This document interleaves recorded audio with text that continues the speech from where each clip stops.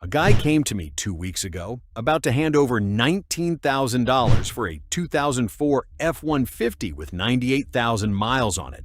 Clean truck, good paint, seller had all the maintenance records. I told him to walk.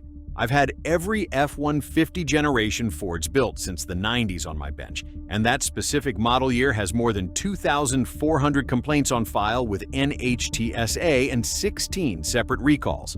The 5.4-liter under the hood alone has a spark plug problem that can turn a routine tune-up into a $1,200 cylinder head job. By the end of this video, you'll know the 3 model years I'd actually hand my own money over for at 100,000 miles, and the 2 I'd walk away from no matter how clean the paint looks. Nobody selling a used truck is going to volunteer which model year they've got underneath them. That part's on you. The year that produced the most 150 complaints Ford ever recorded, 2004. 2004 was the first year of an all-new frame and body, and Ford brought it to market before the fuel system was fully sorted. On certain trucks, the fuel tank straps corrode and fail, letting the tank drop and contact the road, or the tank seam develops a depression that lets fuel permeate straight through the wall. Both serious enough that Ford issued safety recalls for a fire hazard, not just a service bulletin. The driver's airbag on some of these trucks could deploy with no impact at all. And it gets worse. Under the hood, the 5.4-liter 3-valve Triton uses a 2-piece spark plug that seizes in the cylinder head with normal carbon buildup. Pull it for a routine service without the right procedure, and the top shears off, leaving the electrode stuck in the head. One broken plug is $300 to $600 to extract.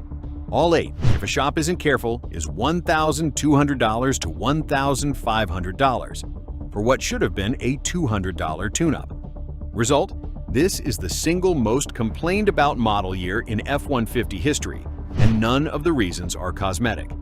$200 for a spark plug job done right versus $1,500 for one done wrong, stacked on top of 2 safety recalls Ford had to issue for problems that should have been caught before the truck ever shipped.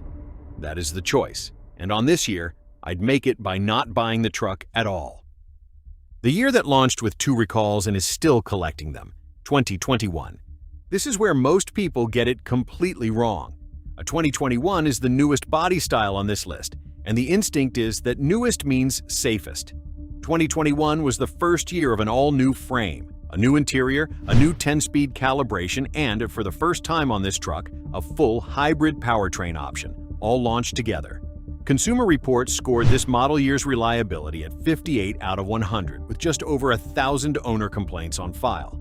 The 10-speed shows up in owner reports with harsh or delayed shifts and shudders somewhere in the 30s and 40s, miles per hour, a torque converter symptom Ford's software updates resolve in maybe 70 to 80% of cases, meaning something like 1 in 4 of these trucks needs more than a reflash. The Power Boost hybrid option added its own complaints about power loss and hybrid system faults on top of that. Ford issued a fuel system recall, 21V-123 for a leak and fire risk, and a separate recall, 21V456, for a hybrid battery management fault that could cut power. Separate from both, 2 more waves of recalls, 23V896 and, as recently as this year, 25V512, cover a rear axle bolt that can fatigue and fracture while driving on roughly 216,000 trucks built from 2021 through 2025 with the max duty axle group. I had a 2021 Power Boost come in at 61,000 miles with an intermittent no-crank complaint the owner had already taken to 2 different shops. Neither one found it before it stranded him a 3rd time. Turned out to be a fault in the hybrid system's control module. Covered eventually, but only after weeks without his truck. Result? If you're looking at a 2021, that axle recall is the first thing to check, not the last. Run the VIN before anything else.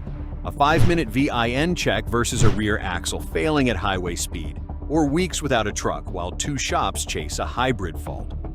That is the trade, and it's why this is the other year on my walk-pass list.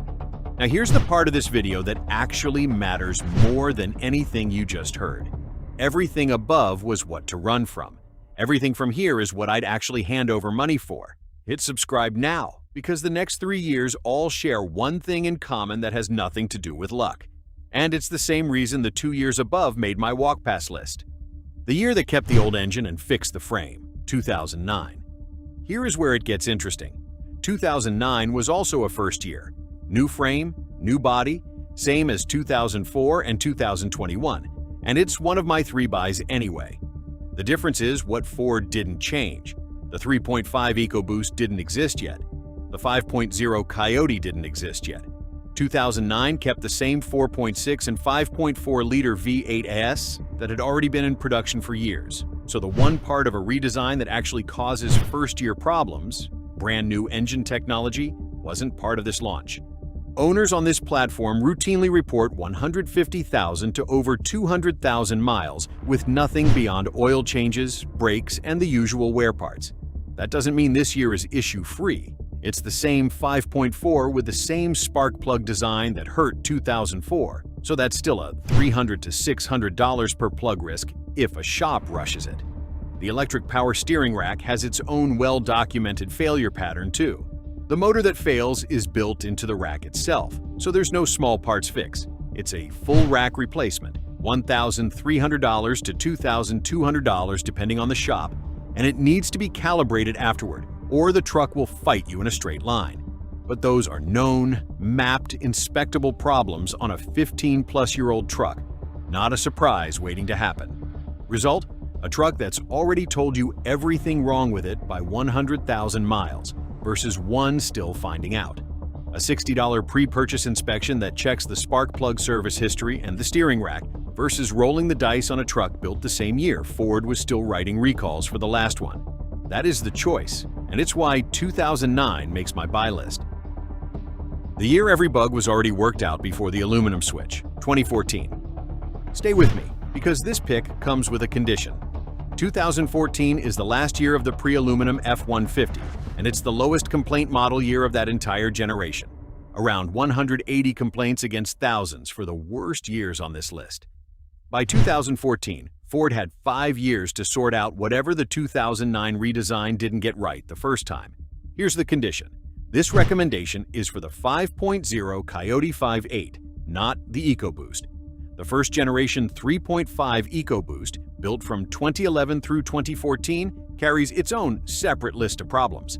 Timing chain stretch, intercooler condensation, carbon buildup, distinct from, and in some ways worse than, the Gen 2 EcoBoost problems most owners already know about.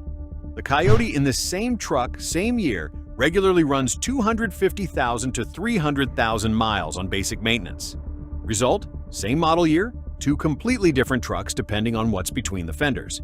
Check the engine badge before you check anything else. A Coyote that owes you nothing for another 150,000 miles versus a first-generation EcoBoost that's already due for a timing chain conversation. That is the choice, and it's why I'd buy this year specifically with the V8. The last year before Ford started over from scratch, 2020. But don't stop there, because 2020 is the same story as 2014, 1 generation later. This is the final year of the aluminum body F-150 before the 2021 redesign, meaning every issue that platform had since 2015 got 5 more years of updates, reprogramming, and sorting. Owners report solid day-to-day dependability well past 100,000 miles, and the aluminum body itself has turned out to resist the one thing steel trucks are known for: rust. The one real watch item is the same 10-speed transmission that shows up on the 2021. A software reflash handles most of the harsh shift complaints, but a smaller number of these transmissions need the real repair, somewhere in the $4,500 to $7,500 range. Ask for the transmission's software update history before you buy, the same way you'd ask for oil change records. Result? A mature, fully sorted platform with one known, checkable weak point, versus the truck 1 model year later that's still collecting new recalls. A 5-minute question to the seller about software updates versus a $4,500 surprise. That is the choice, and it closes out my buy list.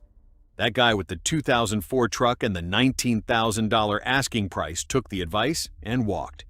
2 weeks later, he bought a 2014 with the Coyote, 97,000 miles for less money, with a folder of service records that actually matched what I found underneath it.